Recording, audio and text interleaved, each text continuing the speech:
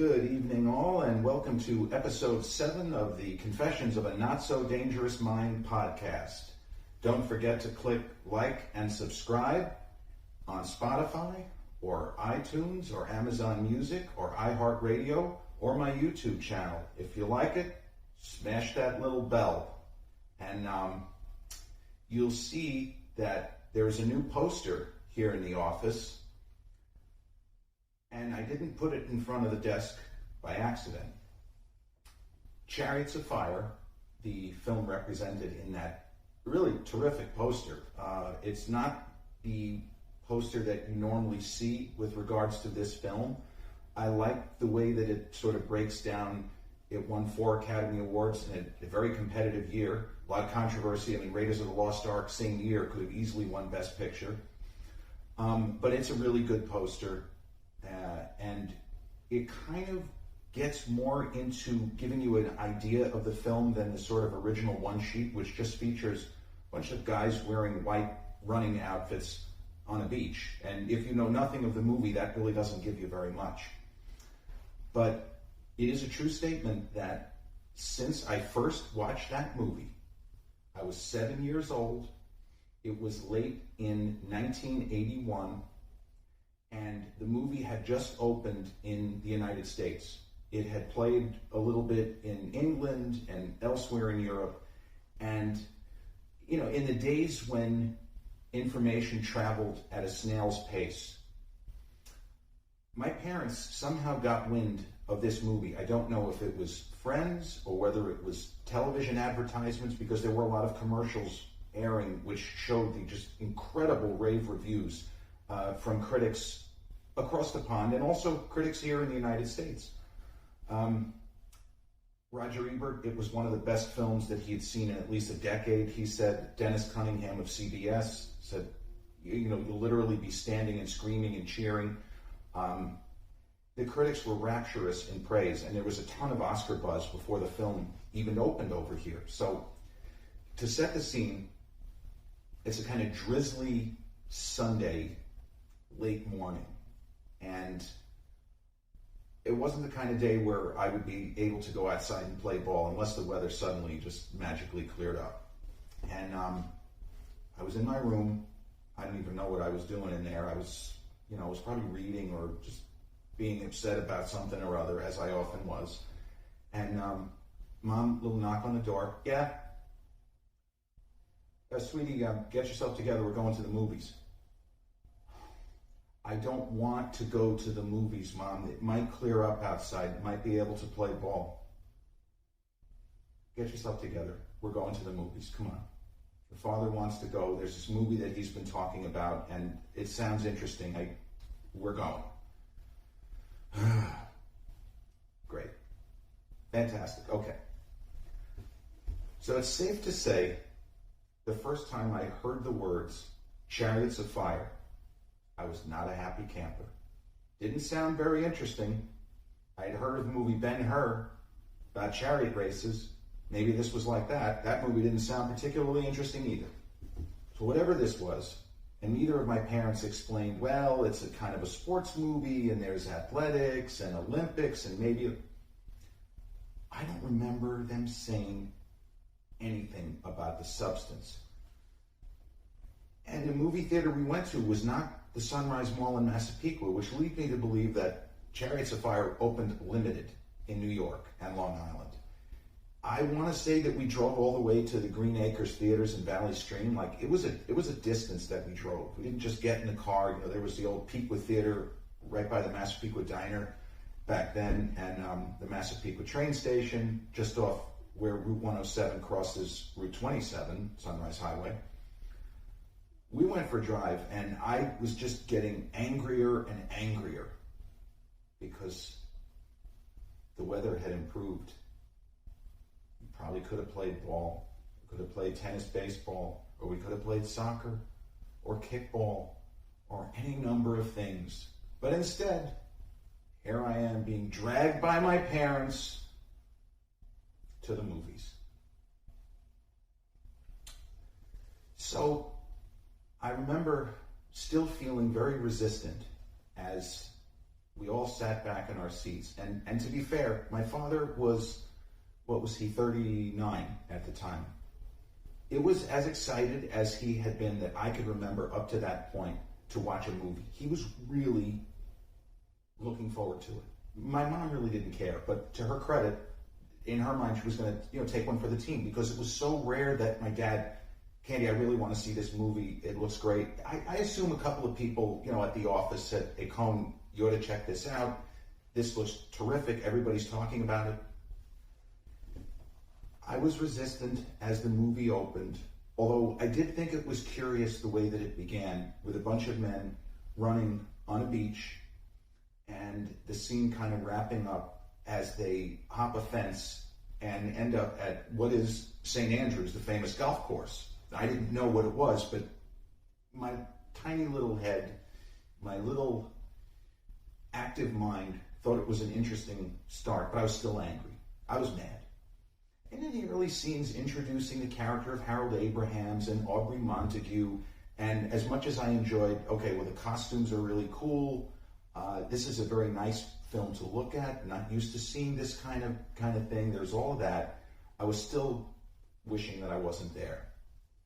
And then there is an early scene, which when this movie, if you just happen to be watching TV and this film is discussed, there's a scene which is often part of a kind of quick 15 to 20 second highlights package. Like at the Oscars, every now and then, because Chariots of Fire was a Best Picture Oscar winner, they'll show a little montage. If they do a thing that they seem to do this every couple of years, where they might show selected montages of Oscar winners. The scene I'm about to talk about is always in this package. The character of Harold Abrahams, who was a real person, I should point out that most of this movie is true.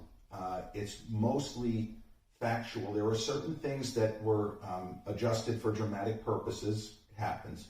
But the athletic aspect, the true story of the 1924 Olympic Games, happened very similar to how this film puts it across.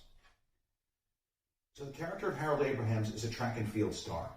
And we learn right away he's headstrong, he's arrogant, he pretty much is a lady killer. He's Jewish. And he's not an observant Jew, should be pointed out. But he uses his religion, in his own words, as a weapon against those who would pull against him because he's Jewish. It's not really the way you're supposed to do it, but he's somebody who comes from wealth and has had a pretty comfortable existence up until the point that he starts at Cambridge College. And he is about to take part in a very unusual athletic contest where he is going to do something called the Trinity Court Dash. He is going to attempt to sprint from one area on this big quad. This is like a centuries-old courtyard. From one area on the quad to another before hundreds of years old. Now it would be an extra 100 years old from when this was supposed to take place. This kind of Liberty Bell sort of thing. And nobody has ever ran from the starting point to this finish point in the time it takes the bell to ring a dozen times. So he's ready to try, and we haven't seen him run. We don't really know. And then another character who ends up being a very important character, Andrew Lindsay, who is royalty, like literally royalty, comes to join him. And the two guys knew each other, but neither knew that the other was a track and field star.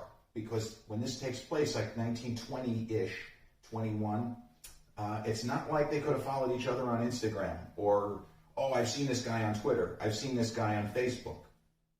They were unlikely to even see him. They would have to read a news account. And honestly, college athletes, not really getting that much press with the Babe Ruths of the world at the time. So each guy runs this dash. And Lindsay just misses. He just misses getting there.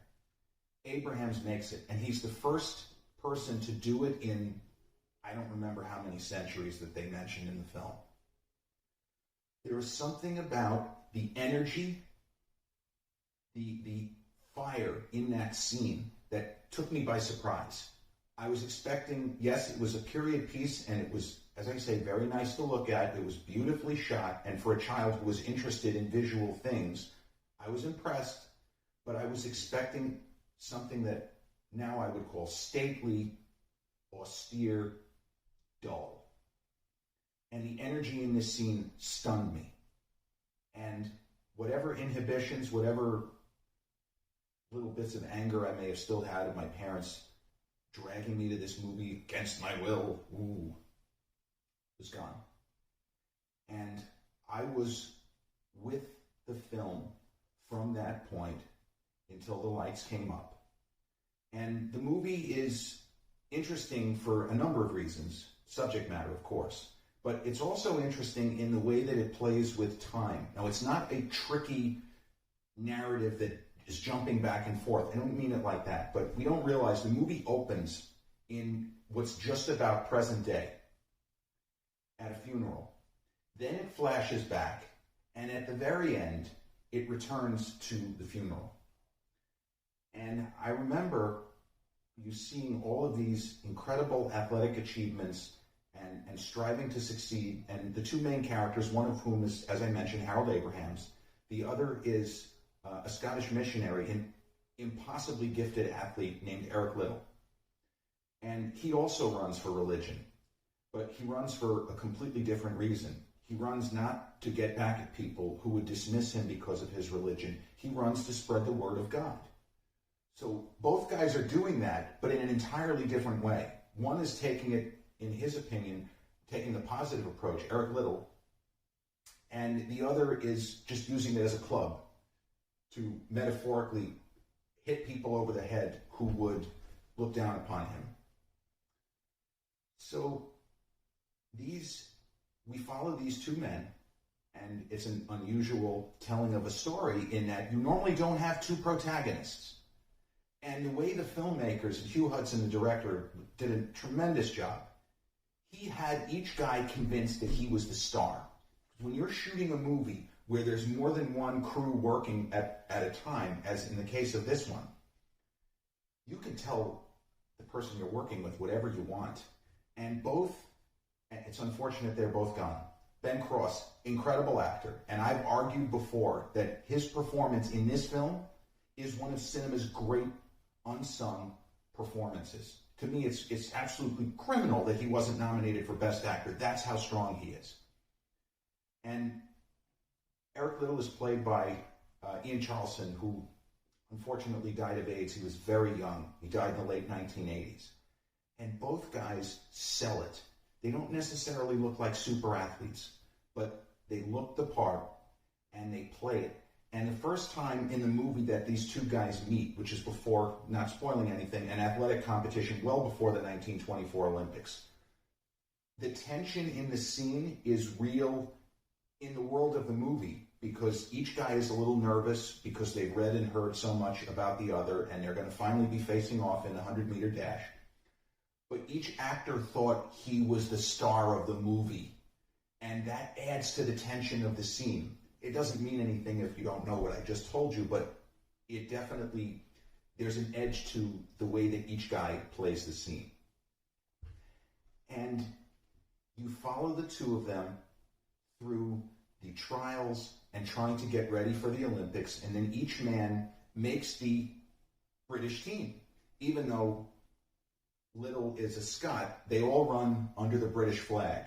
So when you realize, hey, wait a minute, these guys are rivals. They could be bitter rivals, but they're running for the same flag. They're on the same team here. And you start wondering, how is that going to play out? So I was enthralled by everything in this movie. The music, there's a ton of Gilbert and Sullivan. The Mikado. I think the Mikado is one of the most beautiful, long pieces of music ever written. It was an operetta by Gilbert and Sullivan. And the Abrahams, in real life, Harold Abrahams, sang. And so we see him taking part in these operettas while there's montages of athletic achievements in the background. And the movie builds towards the 1924 Olympic Games. And as a young kid, 7 years old, the movie doesn't exactly paint the Americans as villains, but they are in the way. And we are not rooting for the Americans. And they were, again, the filmmakers were very wise to cast, at the time, two rising, Hollywood stars. Dennis Christopher, whose career kind of petered out, and Brad Davis, who is a fantastic actor. And he had been in Midnight Express in 1978, the story of Massapequa native Billy Hayes, who was more or less stuck in Turkey for 6 years. He was trying to smuggle hash back to the United States and failed and ended up in a brutal Turkish prison. So you had those two guys representing Americans. And you don't really get too much out of the Dennis Christopher character, who was the 1920 Olympic gold medalist in the 100-meter, Charles Paddock. But you do get to know Brad Davis's character. And because Brad Davis was a name in Hollywood, Oscar-nominated actor for Midnight Express, his true-life character, Jackson Schultz, you get a good sense of him. And he almost redeems the entire American squad, because there are a couple of, you get the idea that some of the Americans are just like, they're just dicks. They're not nice. But he has scenes with Ian Charleston as Eric Little, which are highlights. There's some of the best moments in the film, the interaction between the two of them. And it takes you by surprise. You're not expecting an American who could be in direct competition to go out of his way to back this guy when he's in trouble and to let him know, you actually have my support. And he's literally rooting for the guy against the American team. And those are some of the best scenes in the movie. But the film is about sacrifice. It's about wanting to win for different reasons. And I remember, again, I'm not going to spoil it. Yes, you could look at the history books, but the movie is streaming free on YouTube and it's available on a lot of streamers. It is a polarizing movie. I can tell you this, my father, this was in his top 3 or 4 favorite movies of all time. My aunt, I believe it would be in her top 5. My sister, I believe it's in her top 10. So the Coen clan all love this movie. And my mom is even a fan. But I know plenty of people that whenever we would talk about it, say, Jared, again with Chariots of Fire, I remember getting in arguments at NYU with fellow film students saying, bro, the fucking movie's so boring. Oh, great musical score by Vangelis. You've definitely, I shouldn't say that, you probably have heard the main theme at some point, because you might hear it in a supermarket, you might hear it at a mall. The main theme is instantly recognizable to a lot of people who are not familiar with the film. You'd say, oh, that's, sometimes you see in pop culture where you'll see an image or something and you'll say, oh, I didn't realize it was from this. You might have an aha moment with this movie when you hear the music. It's very distinctive. It was a synthesizer score, and Vangelis was really an extraordinary composer of music and film music in particular. It's the only time in my life that it felt as if I was having an out-of-body experience. At a certain point in the first half hour of the movie, I stopped feeling as if I was in a movie theater watching a movie, and it started to feel as if I was an active participant, and I forgot that I was in a theater. That is how deeply this movie got to me. And when the film ended and the lights came up, I mean, I was crying, even though nothing, spoiler alert, nothing that terribly sad happens, but I was crying. 7-year-old me was crying. The movie had gotten to me so in the marrow, as they say. And the lights came up, and my first thought was, I want to see it again. And I don't remember any time in the later 42 years, I don't remember having that reaction when the lights came up, that I want to watch this movie again right now. Or as my dad used to joke and say, not later, now. So the film, as I say, ended up winning 4 Academy Awards. And Ben Cross, who, as I say, played Harold Abrahams and is just extraordinary in the role, he ended up having a terrific career. And you've probably seen him in the Star Trek reboot, the Chris Pine, Zachary Quinto Sorry. The Chris Pine, Zachary Quinto, Star Trek.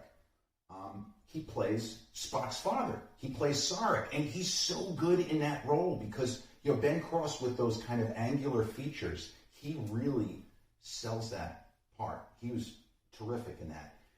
He also had a big role. He's the nominal villain in a mid-90s kind of action romance, First Night, with Sean Connery as King Arthur and Richard Gere as Lancelot, and it's a pretty solid movie.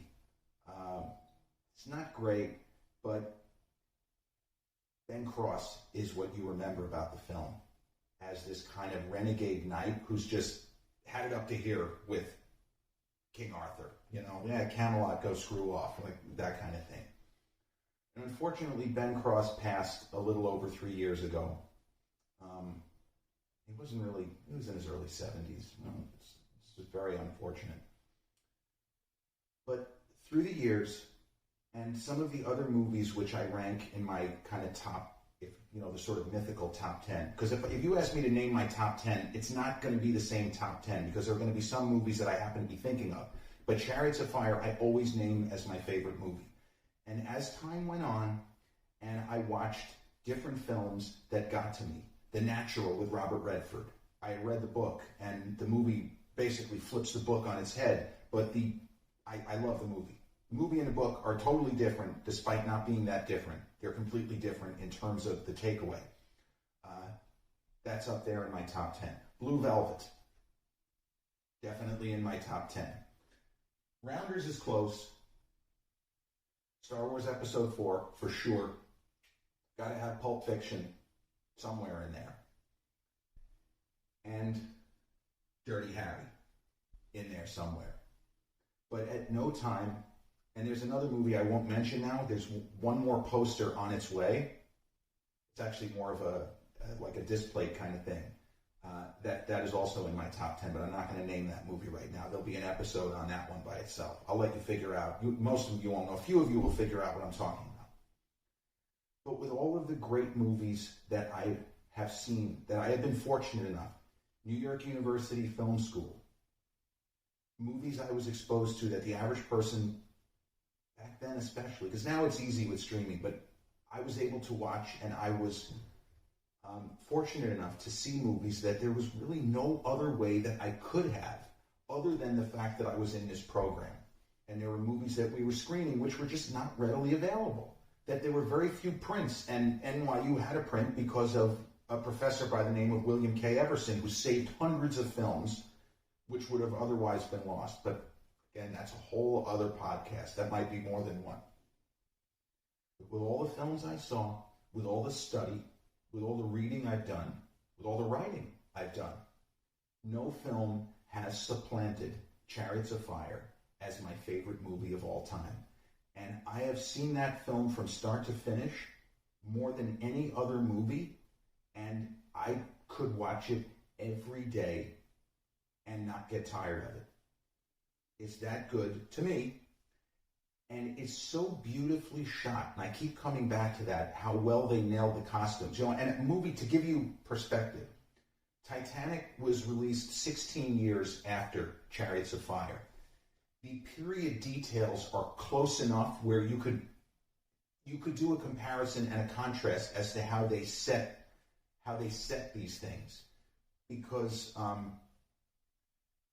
1912, 1920 to 1924, they did such a good job, in Titanic for sure, but in Chariots, to get the time period. And the movie, thus, is timeless, because you don't have any weird stuff like in certain movies where it's supposed to be 1920 and characters have hairstyles that didn't exist, or silly stuff, or in Braveheart where there's a guy wearing a watch that they had Breitlings in it. No, the period details, this sweep, some of the landscape and panoramic shots of, for example, the Scottish countryside. Mel Gibson on his director's commentary for Braveheart, he kind of joked about it a little bit.